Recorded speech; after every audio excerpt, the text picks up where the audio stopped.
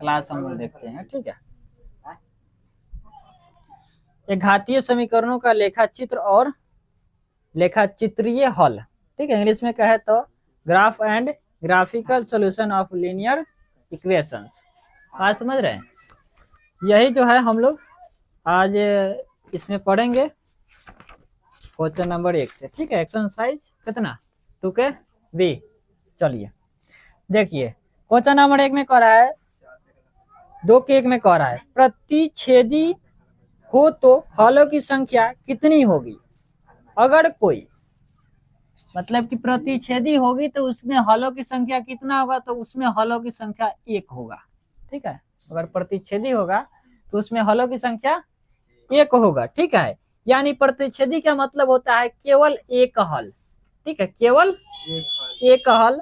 अगर आप नहीं पढ़े इससे तो इससे बैक में जाना होगा, तो बैक में जाने के लिए तो छुट्टी नहीं है, अब ये नहीं चलती है, नहीं से समझते हम लोग। दूसरा का समझिएगा, दूसरा का ऐसा कह रहा है कि समांतर हो तो हलों की संख्या कितनी हो। समांतर के मतलब होता है कि विरोधी, ठीक है। उसमें पूछेगा कि हलों की संख्या, तो कोई हल नहीं होता है उसमें, यानी कोई नहीं हल होगा तो इसमें हलों क्या हो जाएगा, 0 हो जाएगा। यानी अगर समांतर होगा तो क्या हो जाएगा, 0। समांतर होगा तो 0।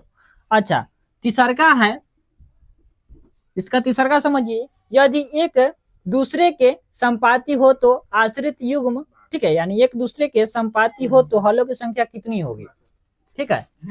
तो एक दूसरे के संपाती होगा तो उसमें हलों की संख्या हो जाएगा कितना, 1 2 3 बताओ, अनगिनत, उसमें अनगिनत हो जाएगा, ठीक है। हाँ उसमें अनगिनत, हाँ हाँ उसमें अनगिनत हो जाएगा, ठीक है। आप लिख सकते हैं अनगिनत, अनगिनत, ठीक है, अनगिनत उसमें हो जाएगा हलों की संख्या। यही है कुछ आंसर, ठीक है। क्या नंबर का कितना पेज है? पेज नंबर हवा A63, ठीक बा, यहीं से। चलिए मनीष बाबू 2 नंबर का समझिए, 1 नंबर का हो गया, ठीक है। ये क्या नंबर था, 1 नंबर का वैसे ही बनेगा, ठीक है।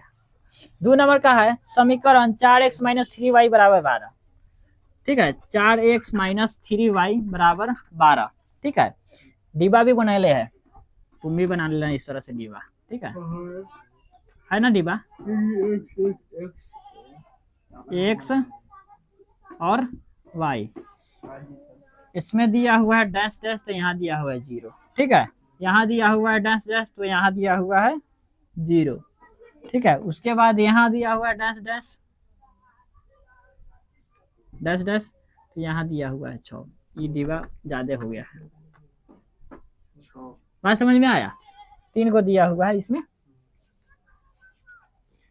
तब बारी बारी से मान रखेंगे। x बराबर कितना दिया होगा, पहले इसको रखेंगे 0, तो समीकरण कितना है 4 गुना 0 - 3y = कितना 12।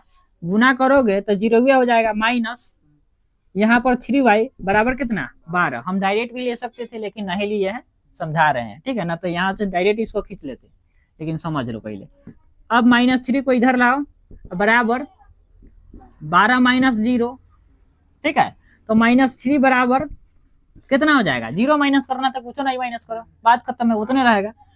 तो बराबर कितना हो जाएगा 12, y बराबर 12 बटा माइनस के कितना, माइनस के 3, 3 चौका y बराबर -4, y बराबर -4, तो यहाँ पर हो जाएगा -4, कोई दिक्कत। अच्छा, दूसरा का में क्या रखना है भाई साहब, y बराबर 0 ना, यहाँ पर नहीं दिया तो y के मान दिया होगा। तो 4x - 3y बराबर कितना 12, 4x - 3 गुना 0 बराबर कितना 12, तो 4x माइनस कितना 3 नहीं 0 हो जाएगा बराबर 12, तो 4x बराबर 12 प्लस 0, जोड़ेगा तो 0 में अथी होगा, नहीं ऐड होगा।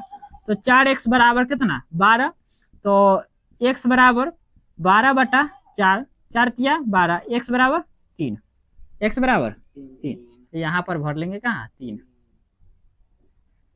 कोई दिक्कत। अच्छा,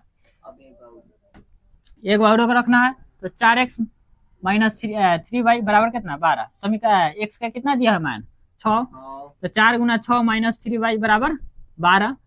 तो बताओ 4 छक 24 माइनस 3y बराबर 12। इन्हें खींच लाओ, यानी 3y माइनस 3y को बाहर बुलाओ और 12 इधर बुलाओ, इधर माइनस हो जाएगा 24 24। ठीक है, तो माइनस 3y बराबर कितना, माइनस के 12 हो जाएगा। तो y बराबर माइनस 12 बटा माइनस 3, 3 चौका 12, y बराबर कितना 4। यहाँ पर कितना आ जाएगा 4। यही करना है जो हम लोग कर दिए और दिया था डैश डैश भर दिए, कोई दिक्कत